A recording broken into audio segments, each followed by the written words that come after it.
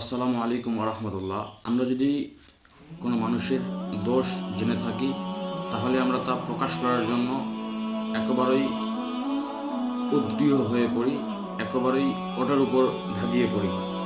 কিন্তু আবু হুরায়রা রাদিয়াল্লাহু আনহু হতে বর্ণিত, তিনি বলেন যে আল্লাহ নবী সাল্লাল্লাহু আলাইহি ওয়াসাল্লাম বলছেন, মান সাতারা, যে ব্যক্তি কোনো মুসলমানের দোষ গোপন করলো, আল্লাহ তাআলা কিয়ামতে এবং দুনিয়াতে তার দোষ গোপন করবে। সুবহানাল্লাহ।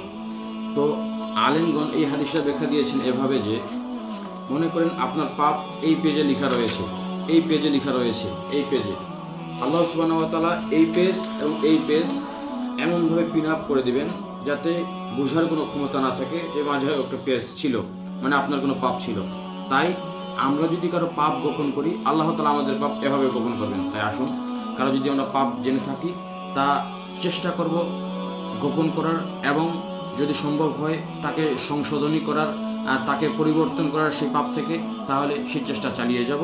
আল্লাহ সুবহানাহু ওয়া তাআলা আমাদের এই তৌফিক দান করুক। আমিন। আসসালামু আলাইকুম ওয়া রাহমাতুল্লাহ।